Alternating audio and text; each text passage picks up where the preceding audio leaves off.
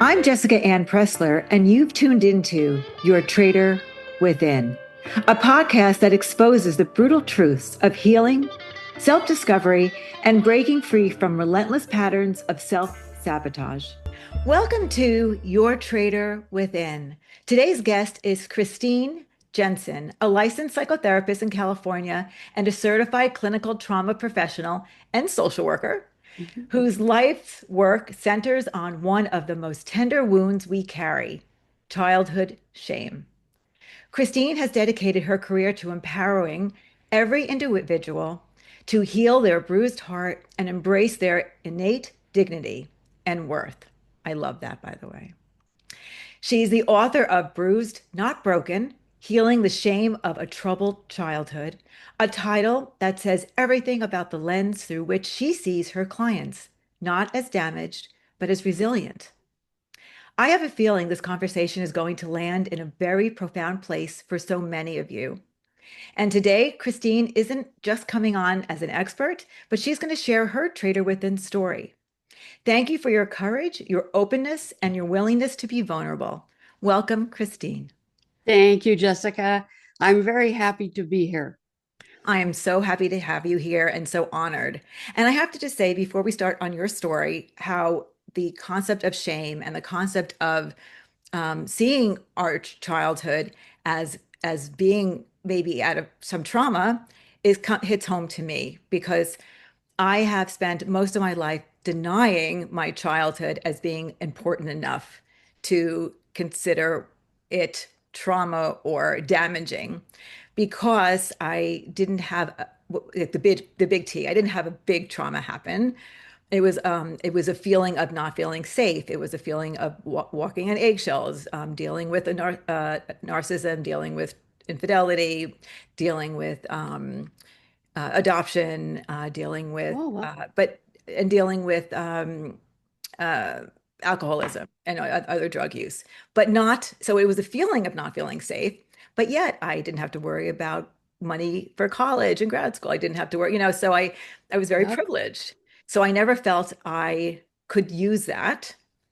Um, and even when writing my story, I worried about that because I felt guilty. There was a Mm-hmm. guilt that I would even say that there was trauma. And Mm-hmm. I know that's now when helping other people, that's not how I feel. So it was a personal Mm-hmm. thing.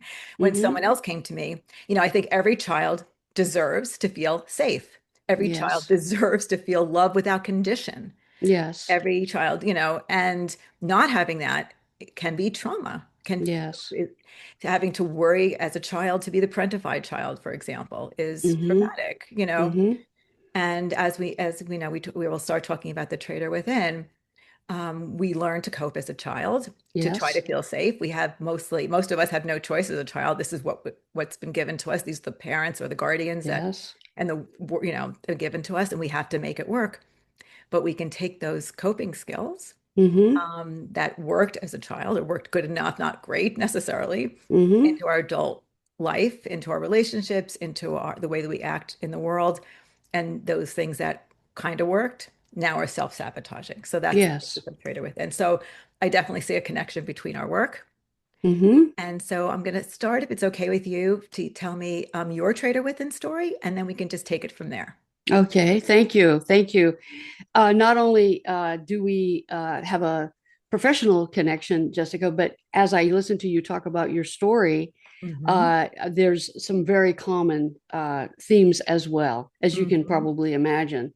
Hmm. So I'll just start with how I really started identifying that, in fact, I did have trauma in my life, although, like you, uh, my growing up life was, I mean, it was troubled in a certain sense.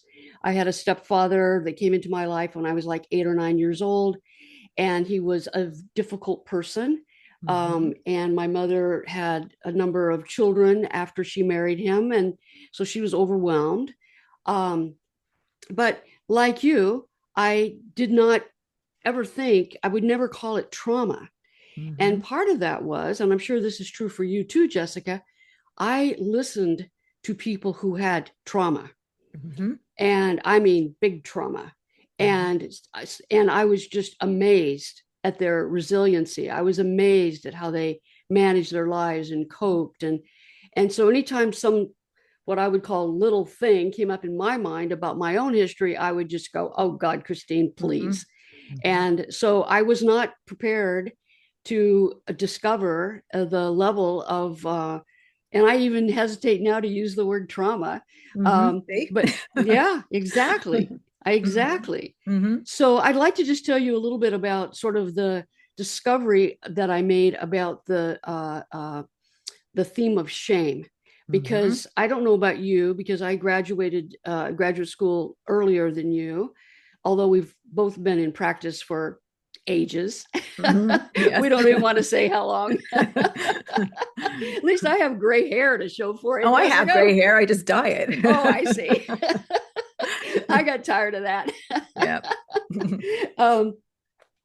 So let me just say that I had moved from Sacramento, California, over to the coast. And I was anticipating, and I'd closed my practice of 30 something years.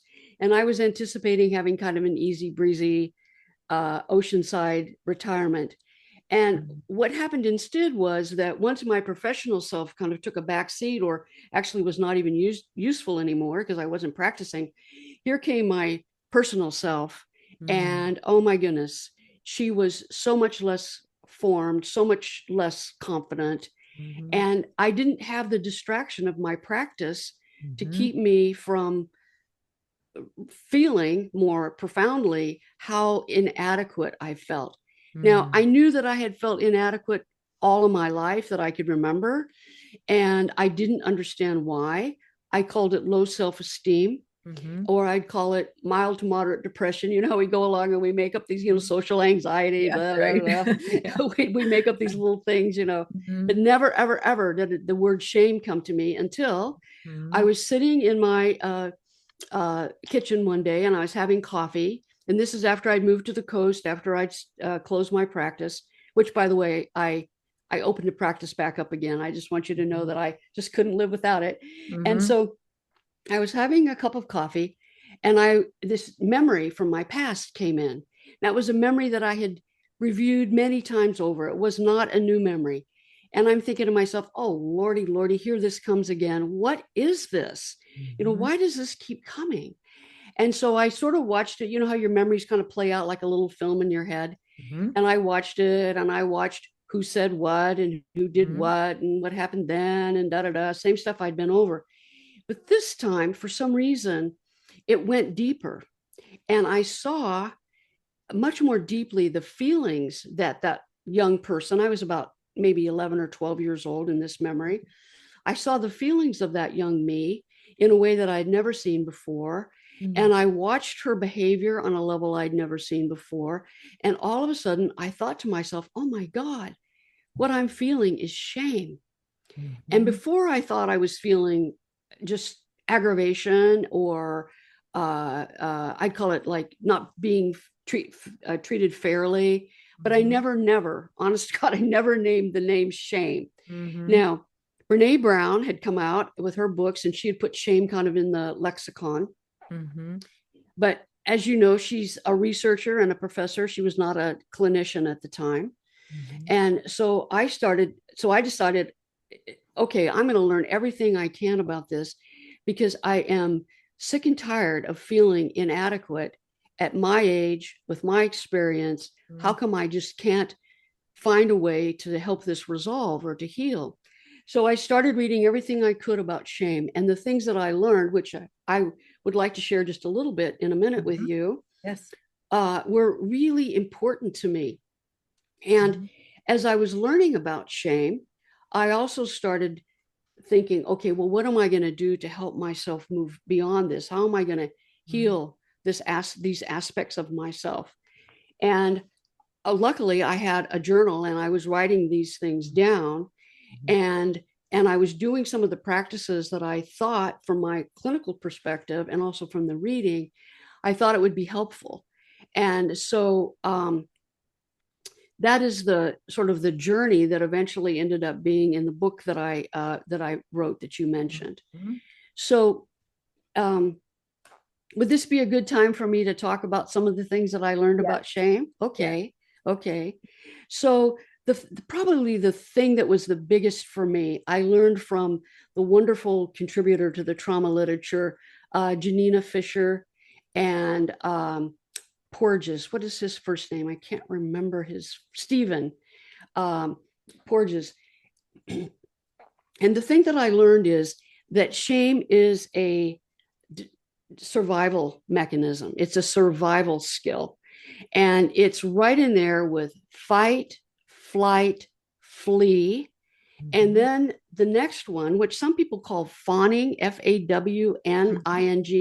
I don't like that. I don't think that describes it at all. Janina Fisher, I believe, calls it collapse, submit, appease. That to me is names shame, right? And then I learned, of course, if it's a survival strategy, then what happens is the thinking brain goes offline and we just go into our instinct.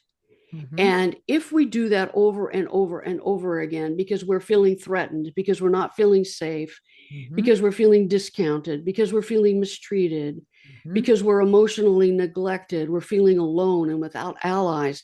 If we keep going through that over and over and over again, then that becomes a very well trodden path in our neural pathway. And here comes a little slight trigger. And the trigger can be something as seemingly insignificant as we're talking and saying something important and someone yawns, and all of a sudden we just flip into the shame position, like I'm boring them, they're not going to want to listen to me, right? And so I learned that I wasn't responsible for the shame that I had. And where before, now this is going to sound kind of odd because like you had mentioned when we were speaking before we started the recording, I didn't ever think of my clients like this, but I thought of myself as the shame that I had and then the feelings of inadequacy I had were a character flaw. It was something just sort of personally wrong with me, which fits right into the shame, right? Fits right into it. And so then I learned, and I kind of had known this, but I learned it in a deeper way, that this strategy of collapsing, of going little, of caving in is how it feels in our guts. We just kind of cave in. Then the chatter that starts in our head, which I call shame speak, but you can call it the imposter syndrome. Traitor Within. Oh, there we go. Thank you. Thank you. It's that voice. Yes. Thank you for putting that in there. Yes. The traitor within. It originally, as you said in the introduction, it served a purpose. It kept us safe. You know, when we needed to please someone, when we needed to stay on somebody's good side. And as you and I both know, sometimes even people who are being severely abused, that abuser is the only real connection they have. And so they will learn, and learning it makes it sound more like conscious than it is, because it's very unconscious. They'll learn that they need to do whatever it is that they need to do to stay safe. Correct. And so those are some things that I learned about shame that were really, really helpful to me. The origins of shame, how that voice begins, in a sense, like your friend. Well, that's the whole thing. So the way that I came up with the traitor within is it starts off as your friend. Oh, yes. And when it turns into the traitor, it's still a part of you that has good intentions. I don't look at this traitor as this evil force. I look at the traitor as being someone who's still trying to be your friend, but they're misguided. Yes. They're taking information or ways of your coping that work that cannot work anymore in these situations. And it doesn't know any other way to do it. It has tunnel vision. So you're being triggered, and your way of handling the trigger is not helping anymore. Yes. So you're self-sabotaging. So it's self-sabotaging. So I always look at that part of you as a traitor I hope people look at that part with compassion. Yes. And and love. It's part of you, but it's not serving you anymore. So it's the need to replace it with some other ways that serve you better. Yes. It's almost like, and maybe I think you might agree with me, I don't know, but it's stuck in time. It's a sort of a template of survival that is no longer necessary when we come into our adult life, right? Exactly right. Exactly. I was talking to this man the other day, and he said to me, we were talking about what he called his inner critic, and he Hmm. said, I, he said, "Oh, the voice I hear in my head is my future self." And I thought, "Oh, really? Now that's kind Hmm. of interesting." Hmm. And so I said to him, "Well, tell me a little bit about what it says." And he started repeating some of the things that it said. And then he paused and he said, "You know, it kind of has a put down quality to it, doesn't it?" And Hmm. I thought, "Yeah, it does." And he said, "And now that I think about it, it never tells me, oh, you did a good job. It never kind of, stands back and is proud of me." And Hmm. then he kept talking and he said, "Oh my God." He said, "I don't think it's my future self at all." He said, "I think it's the compilation of my very driven father and all the coaches that I had in my life." And I'm like, Hmm. there we go. Yep. That's the content, right? Right. Right. But That by must have him, been a but wonderful, as a therapist, though, you're watching his head, right? Get it, get it. Isn't it wonderful? it's wonderful. It's Right. wonderful. It's one of those small wins that means Yeah. everything, Yeah. everything. Right. Because then he could change his relationship Oh. to it, like you talked about. Hmm. It's an aspect that served a purpose. He did very well in sports. Hmm. That Right. was a huge part of his identity. But he does not need to have he doesn't need to have that voice sitting there like it's a good commentator on his Hmm. situation now that he's an adult. Hmm. Um, and so that was a very powerful conversation. Yes. Um, I'd like to share with you, if that's okay, a few of the strategies that I have come up with in Hmm. terms of dealing with this traitor within. Would that be okay? I would love it. Okay, okay. Thank you, Jessica. What can you say, right? No, I really would love it. Okay, good, good. Well, one of the things, and this was from my own investigation about Hmm. my traitor, as well Hmm. as listening to other people, of course, over the course of many years. Hmm. And one of the things that I noticed is that I would repeat what my traitor was saying to me. So if I Hmm. made a mistake, I would say something like, "Oh God, how can you be so stupid?" Oh. Or things like, "You'd think you would have learned the last time around that just wasn't going to work out." Or, "Why did you take that risk? Look at how," I mean, it would just, and so I would say it out loud. I want to give you a hug. Well, thank you. Thank you. Thank you. And, I know from some hypnosis training that I Hmm. had Hmm. that what you say to yourself is as powerful Hmm. as what somebody outside of you says to Hmm. yourself, right? And so once I got that connection, I vowed to myself, okay, I am not going to say this. I am not going to be, I called it working for shame. I Hmm. am not going to be doing that. I'm not going to be repeating these things. Hmm. And I started suggesting to my clients that if they noticed that they were doing that, and I encouraged Hmm. them to be vigilant about it, Hmm. because part of being vigilant is that I think is necessary. I think you would agree is because it is that voice has been with us since we can remember. Hmm. And so it just seems like it's our conscience. It's our best advisor. Like we were saying, it's our friend. Well, it isn't. Hmm. And we certainly don't need to be repeating it. Hmm. And so that was one of the things that I learned, that once I stopped repeating it and I started catching it and I Hmm. started seeing how it no longer served me, then Hmm. that helped me step into creating sort of an inner dialogue that was much healthier Yes. and much more up to speed with where I was in my life. Hmm. Um, Another thing that I learned was that people who are raised in a shaming environment Hmm. have a very skewed picture of who they are. They don't really know who they are. And as you and I are aware, Jessica, and I'm sure the majority of your listeners, we learn who we are by who our parents or who our caretakers or who our guardians say we are. Hmm. And, if let's just say that in my situation, for example, my mother had me at a time in her life when she did not want to be pregnant.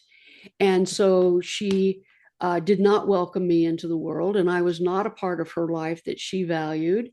And so I got the messages primarily by her emotional neglect I got Mhm. the messages of who I was, and it was not a very healthy picture, right? Mhm. Mhm. But what I learned is that all throughout our lives, we have an opportunity to change that image of ourselves. And it often comes through people complimenting us or reflecting things back to Mhm. us. And one of the things I noticed is that when people would compliment me, I would kind of shrug my shoulder, not take it seriously, just Mhm. think, oh, that was nice, and just move on. Mhm. So I've learned and have talked about and emphasized, someone gives you a compliment, treat Mhm. it like it's, a pot of gold, because Mhm. it helps you then sort of Mhm. reform this image that you have of yourself. But It's gold. you have to let it in though, as You you have learn to on. let it You in, have to let it right? in. You have Mhm. to pause. And I've Mhm. watched people do this. They Mhm. pause and then they say, thank you. Mhm. And I had some workmen here, and I would compliment them on the work that they Mhm. were doing. And Mhm. they would pause and say, thank you. Hmm. And there wasn't any like, oh, well, I've been doing this since I was 10. It's no big deal. Mhm. None of that stuff. They were Mhm. they were taking it in. And so Mhm. we have this traitor within, and we Mhm. need to have some ways of creating our own inner dialogue, our own inner feelings about ourselves that are apart from that, I would To say. replace the verbiage, to replace that Yes, voice yes, yes, when we're triggered. yes, when we're triggered. Mhm. And, speaking of triggered, because that's such a, that happens to us on so many levels, right? It's Mhm. somatic, it's cognitive, it's emotional, it's old patterns. And one of the things that have always liked to do is I like to watch how people who don't get triggered, how they handle things. Mhm. And there's a lot said about developing self-compassion.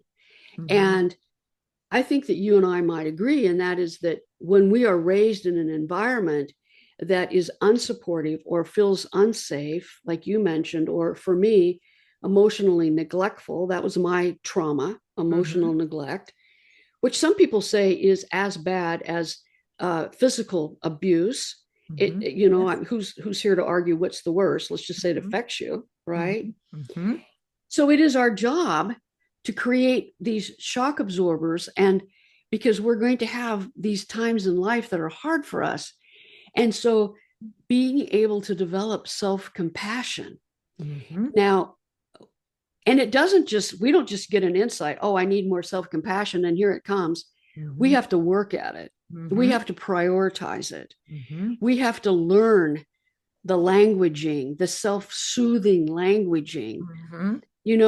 With some of my clients, they would have something really hard happen to them, and I would say, wow, what did you say to yourself about that? And they would not have a self soothing Mhm. interdialogue Mhm. available to them. Right. Well, they didn't have parents that taught them. That's right. That's So, right.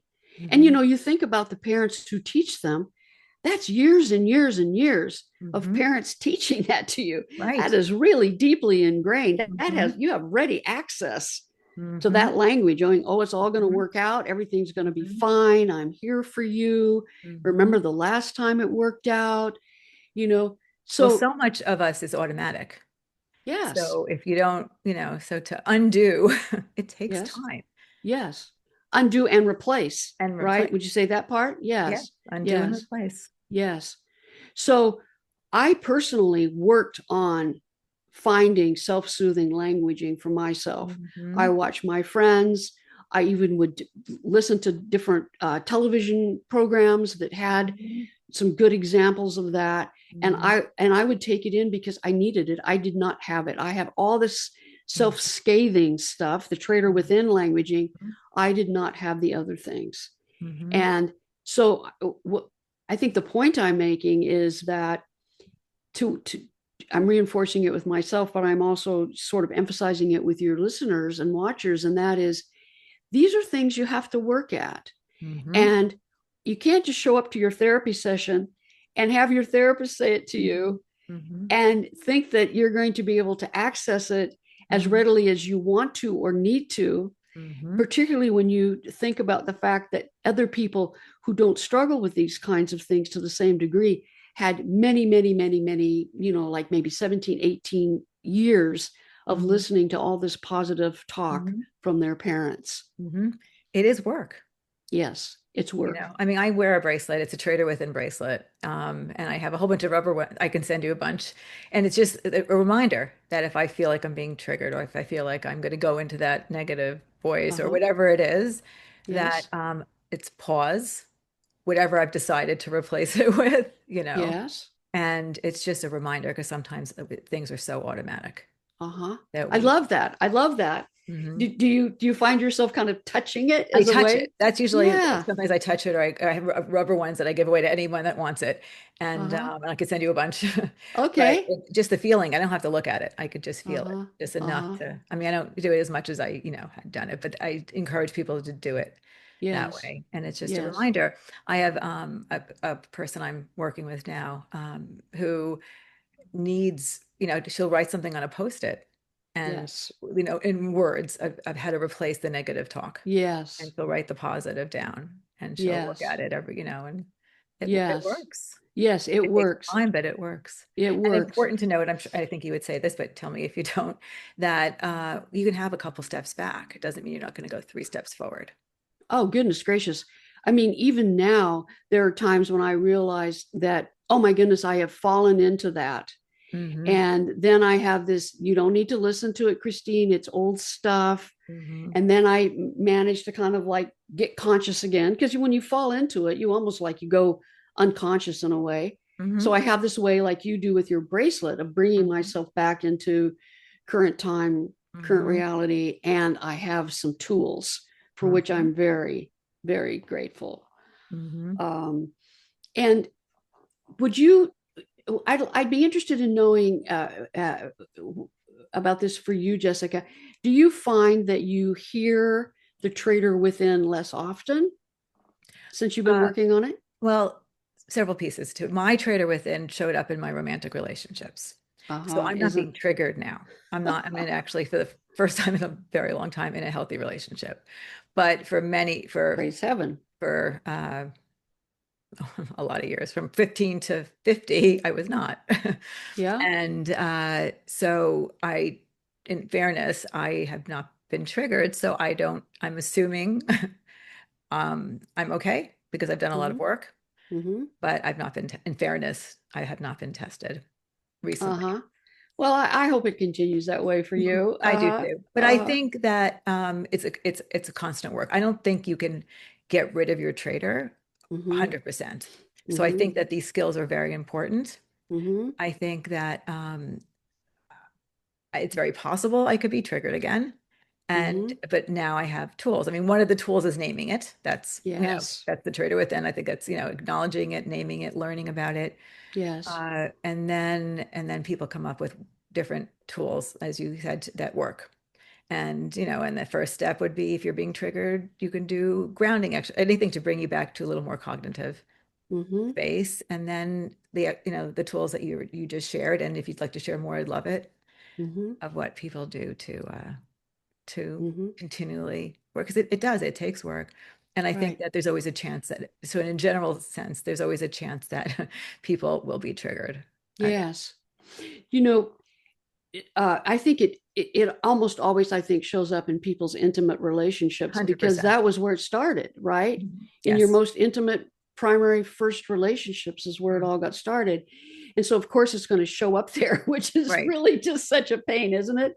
But it gets our attention, Hmm. and you didn't give up, right? You stayed seeking out a healthy primary relationship. Yes, I was a big believer in love, so I Yes. kept going after choosing many people who were not um, Mm-hmm. a safe place for me. Yes.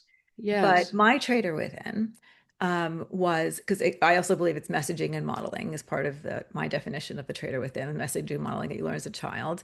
So Yes. so as I said, what was going on in my life, which I mentioned earlier, I also watched my mother deal with my father's infidelity, which was to look the other way. I Uh, watched, I watched the matriarchs, that my grandmother, my aunt, my mother, tell me that when someone cheated on me or hurt me emotionally or physically or whatever, to look the other way. Oh my That you goodness. as a female is the fixer. That if anything Mm-hmm. is going, your job is to make that other person your partner happy, and you are the to fix it, and you are to, big statement always was, carry on, carry on, carry Oh on, and we wow. are to. My mother was a very she was a judge. She was a appellate court judge in New Jersey. She was a Wow. feminist. I mean, she was fantastic in the outside world. Wow. But when it came to my father, Uh-huh. and he was, and whatever he did, it was okay. Right. She followed So, that old and messaging. it doesn't matter. And you literally go, like, pick up, brush yourself off, and you carry on no matter what happens. And you Mm-hmm. don't share it to the world. Mm-hmm. And so messaging and modeling. Mm-hmm. So that I had great relationships with friends, great relationships at work. It didn't show up anywhere else, Yes. nowhere else. But I was left with the fear of abandonment. That was Yes. so everything. So as long as wasn't, as long as I didn't dissolve that relationship, Yes. then my trader total complete goal and tunnel vision was not to have me feel abandoned. Yes. But as my title of my book is, um, I what my fear of abandonment led me to abandon myself. Yes. So that was my traitor. Yes. And it showed up in romantic relationships. I did not, Yes. I never feared abandonment with anyone else. And part of it was the relationship, because I was dealing with people who started off very strong and and it seemed very healthy. And then Yes. it changed. Yes. And so my traitor didn't have to kick in for the first year. It kicked Yes. in for the next 9, whatever it was, Yes. in each Yeah. relationship, because I was married more Yes. than once. Yes. But Isn't intimate relationships, yes, that's where it usually shows up. yes.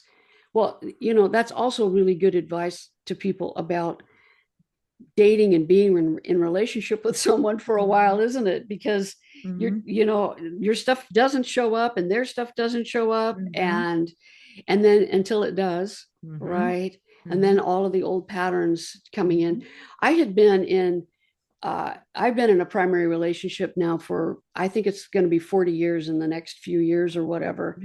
And uh, and even when I was 20 years into that relationship and there was absolutely no reason for me to have any fear about abandonment, I would Mm-hmm. still wake up at night just terrified, Mm-hmm. having dreamt that my partner had left me. Mm-hmm. And it's like, Mm-hmm. oh my goodness. I mean, these things just Mm-hmm. can hang on for That's quite a right. while, Mm-hmm. right? Quite a while.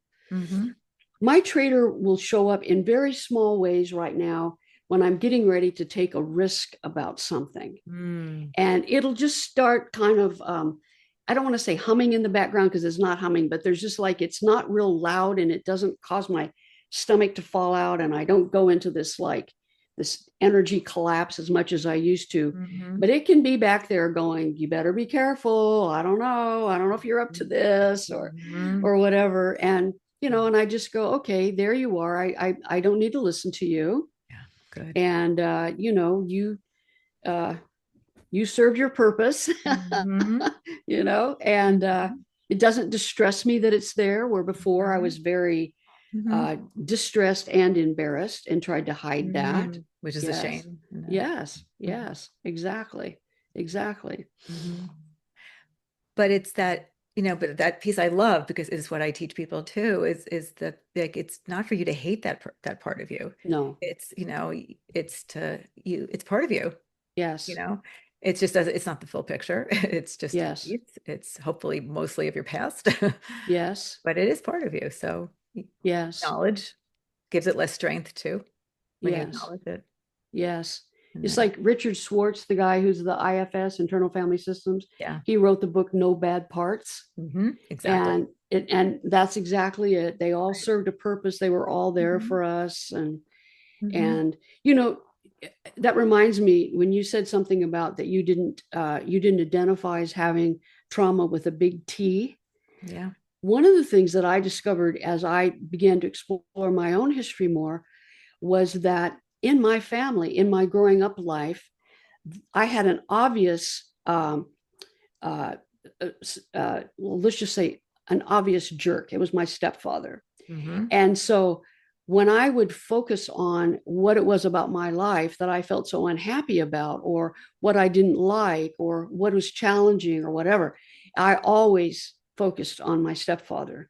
But Mm-hmm. when I started going a little bit deeper into my history and a little bit deeper into my feelings, because I started treating myself like I was my own client and really Mm-hmm. investigating more deeply, I began to see that the primary person who had hurt me was my mother. Mm-hmm. And whoa, I felt this big wash of betray, feelings like I was betraying her, and how could I do that? And she, Mm-hmm. I saw all the layers I of get ways it. that I had protected her. Yeah. And so then I had to just decide, okay, I'll tell the truth to myself. I don't Mm-hmm. need to tell it to anybody else, although I must say I share some of this in the writing that I did. Mm-hmm. But I had to tell it to myself in order to really get to the root of Mm-hmm. why I was so susceptible to Mm-hmm. being shamed. And it had to do with the original wounding being the mother wounding, the wound that I had from my mom. Mm-hmm. And then working through how I was going to feel about that, Mm-hmm. right? Mm-hmm. And I'd like to just say something about Mm-hmm. forgiveness. Can we say something about forgiveness Of here? course. Okay. Of course. So, forgiveness is a word that, I don't know, we kind of need a new word, I think, because that word has just got so much baggage and stuff hanging on to it. Mm-hmm. Um, but so I did a bunch of research on forgiveness, and I Mm-hmm. ran across this particular man who's a psychologist, and he had done a lot of studies on the psychological effects of forgiveness. And Mm-hmm. so he has all these studies, including this group of women who were incest survivors, Mm-hmm. and the process that he eventually sort of put together as his process of forgiveness. And one of the first things is to identify what it is that you're forgiving. Mm-hmm. Because you see, if you had asked me, oh, your mom, did this and this, do you forgive her? I didn't even know the depths of what I had felt. And I go, oh, yeah, she did the best she could. She had, 5 little kids. She couldn't, I just like go Mm-hmm. through my little story, right? Mm-hmm. But when Mm-hmm. I started really wanting to heal this deep wound, I had to tell myself the truth about what had happened. Mm-hmm. And so, uh, one of the first processes is telling yourself the truth about it. Mm-hmm. And then, like you've done in your life, because I could hear you sort of intimating this, you start looking at who they were, Mm-hmm. who your offender was. Mm-hmm. In your case, the modeling of your mom. In my Mm-hmm. case, the situation of my mom Mm-hmm. being so young, and you just start humanizing them, Mm-hmm. and then you get to make a choice. Mm-hmm. And the choice is, what do you want to do with these feelings that Mm-hmm. you have? Mm-hmm. Because, and you're nodding your head, all the insight in the world you can have about what happened and who they were and blah, blah, blah. I think you have to actively, this is true for me anyway, you have Mm-hmm. to actively make a choice. I am not going to carry this story Yeah, on. of course. Yep. And Yep. what's driven me a lot is my children. So Aha. I Tell am me. not carrying this on because I don't want my kids to. So that really shook me. And when I realized about intergenerational trauma, and I realized that I was doing the exact same thing my mother did with my father, I was doing with my Mm-hmm. men, and I was Mm-hmm. modeling it in front of my kids. Oh my Lord. And so You couldn't help yourself really until it became no. conscious, And right? yeah, exactly. And that didn't Uh-huh. happen until I was 50 something, leaving my third marriage, and took Uh-huh. the time not to date because I would date the next day. I mean, not the next day, but I didn't take any time to Right. do any work. I was a Uh-huh. therapist. My friends were therapists. There was no reason to do any work. And I kept making the same mistake over and over and over again. Oh, bless And you. so I was moving to California, but I wasn't moving for another 2.5 years. So I'm like, I'll date maybe, but I'm not doing anything serious. And I did the work Uh-huh. because I looked at my kids and I'm like, I am not giving you this. Uh-huh. And I did a lot of bad modeling. Uh-huh. Now I hope I'm doing a lot of good modeling, and I'm speaking to them. And this book will come out, and I wrote them a letter, which they haven't gotten yet, but they will get, which talks about this. Uh-huh. But that was my mate. That was a driving force for Good a for lot of what I'm you. doing, and for other people. You do have, as a grown up, you do have the ability to make not only a change for yourself, but the change for future generations. Yes, yes, yes. And that's how we stop these patterns, Mhm. right? Mhm. Yes, good for you. How Exactly. old are your children? Well, 37, Uh-huh. uh, about to be 30, and 26, and soon to be 27. Uh-huh. Uh-huh. Well, they have a lot of good modeling and good wisdom coming from you now, don't they?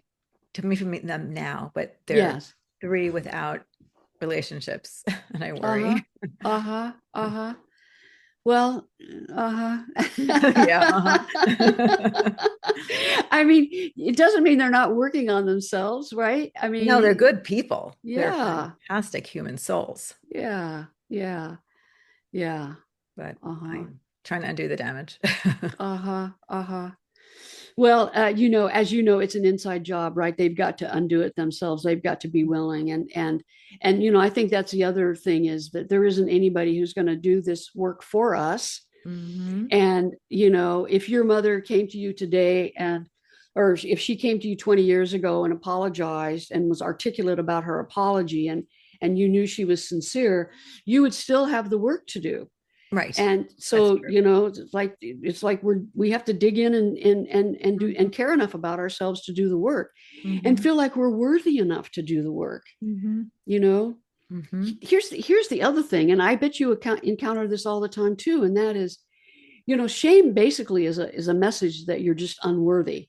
You're unworthy of being loved, you're unworthy of being seen. Exactly. Well, one of the messages that was told to me also as a when I was told I was adopted and I was almost 10, I was told Ah, I could be sent back. oh Lordy. There's a few little good messaging and modeling that You occurred. were told that at 10 or before 10? I was never told at 9, 2 months shy of 10, I was first told I was adopted. The Wow. conversation lasted no more than 10 minutes and then never spoken Wow. of again until I brought it up years later. And in that Wow. conversation, and I think she was trying to say, we could have sent you back, but we didn't. But Uh-huh. as a child, and a child that who never has parents that didn't discuss again, I Right. didn't have time, they didn't soothe me. They just literally got up and walked away. Wow. So, and a bunch of other stuff that was happened as well. You feel, you know, unworthy. You feel, Yes. that you're, Yes. and I've been told too sensitive to this, like the messaging. There was a lot of messaging. Yes. Um, Yes. I love that. You know, I could say something about the messaging that you got, but I want to just say something about being too sensitive because that's mhm. something that, and I love the idea that the real message is you're too sensitive for me because I'm not very sensitive. No, but you that's know, true. And it that's is. the half that I understand. And I certainly Mm-hmm. understand as a therapist, but I heard that as a child. And then the men that I picked said the same thing if I ever Oh, brought anything Lordy. up. And I Uh-huh. really, looking back, and I didn't bring up 90% of what was going on, but they maybe, so that message is not uncommon. I'm sure you've had many patients, or many clients rather, who talk about feeling too Oh, was told they were yes. too sensitive. Oh, yes.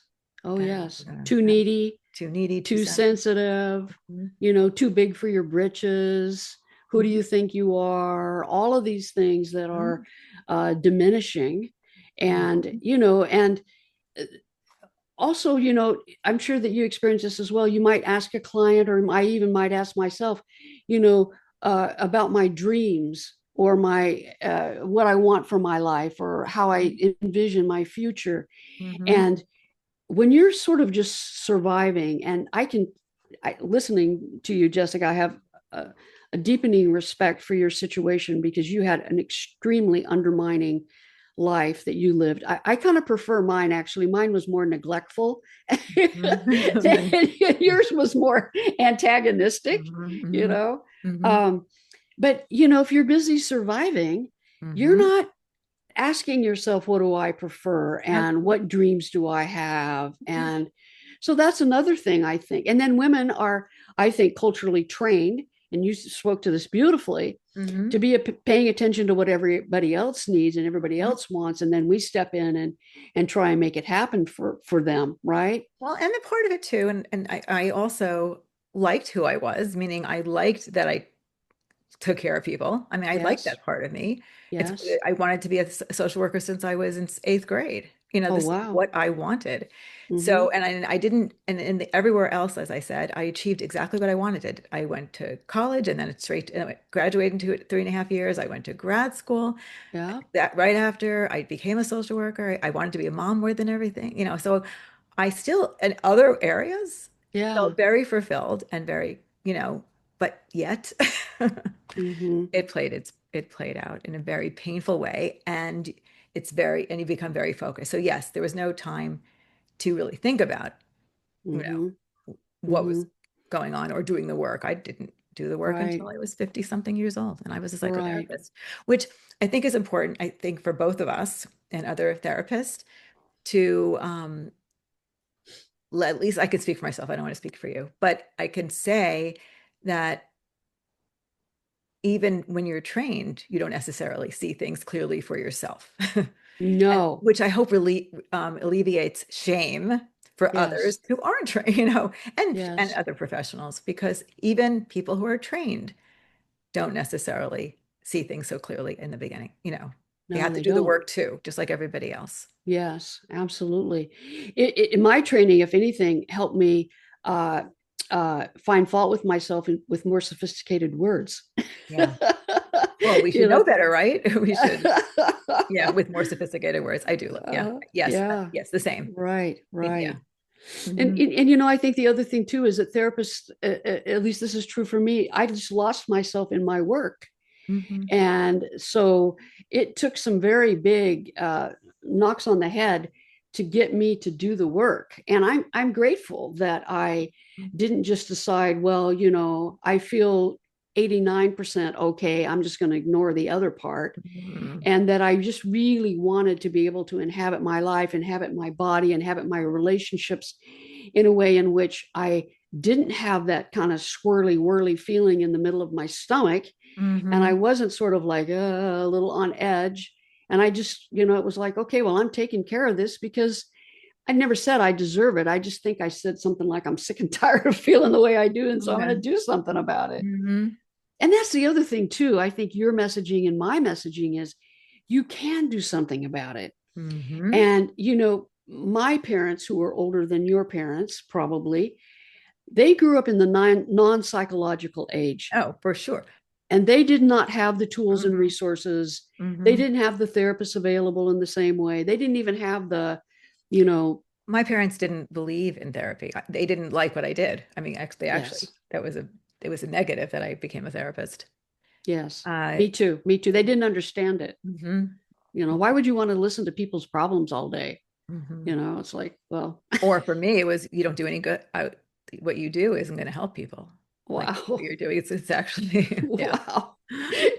You really are a survivor, Jessica, let me tell you. Yeah. Woo. I'm having uh, trouble, but yes. uh-huh. But Yeah. meaning taking that is that I yes. Yes, okay, take it. Yeah. Well, no, I just Yes, mean you again, are. I don't feel like it's such there people had it much worse than I did. Of That's course. that's what I meant. I know. But People are always going to have it worse. People are always going to have more money. People are always going to something, right. right? But that, as Yeah. you said, we stop, we pause, like you said, we Yeah. take it in. Hmm. Yes, yes. And, I also think that maybe one of the reasons that we're not so, like, yes, that's true about me is because we also realize that there is a convergence of circumstances and people who Hmm. come into our lives and teachers and mentors and people who Hmm. model and all of that. We just didn't do it on our own steam Hmm. entirely, but Hmm. we had to do it. We had to pay attention and do our own work. Uh-huh. um I'm mhm. proud of of the field that we're in. I'm Yes, very proud of it. So yes, even with all their messaging, even with what they said, I would never have done anything that stuff differently. There's yes, I agree. It's extremely satisfying. It's Mhm. extremely satisfying.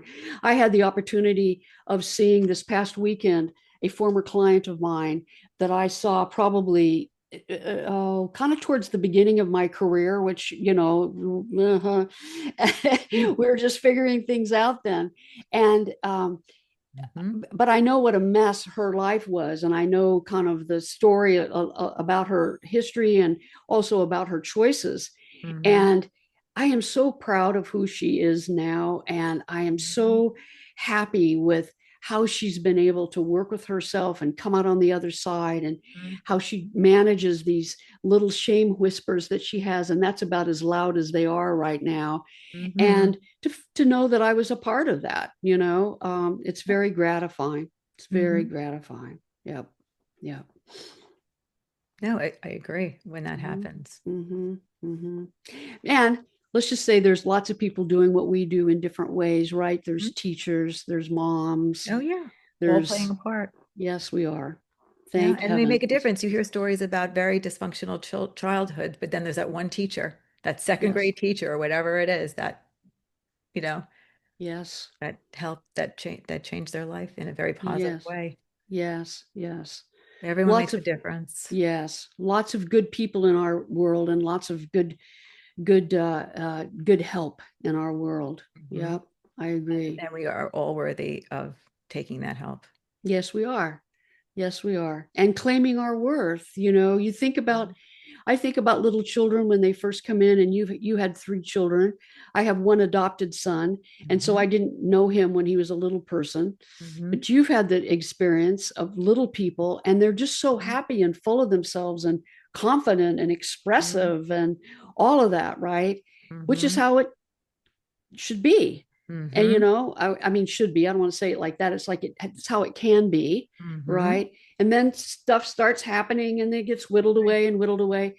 But we Hmm. can go back and find a lot of that, Hmm.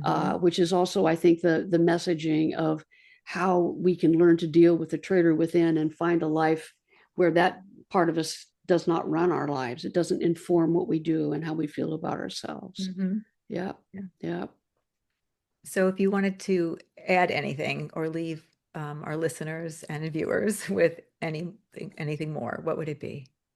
Well, you've spoken about that you were 50 something before some things came together for Yeah. you. And I could share that when I was doing some of the work that I was talking to you about in terms of investigating my life, I was in my 60s. Hmm. And so my message is never give up, right? Hmm. It is our right to feel good about ourselves, and it's possible.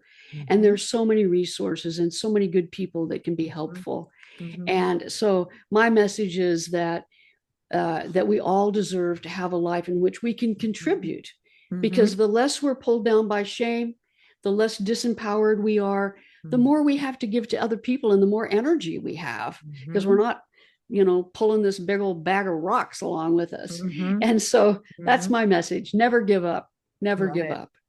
I love Mm. it. Thank you for everything. I am so happy and honored to have met you. Thank you, Jessica. It's been a lot of fun. I'm happy to learn about you and to know that you just live not I that know. far. My house is your house. Thank you. Really. That's so sweet. Stay That's so on. sweet. I'll be right. Okay. But goodbye. Bye, Okay. everybody.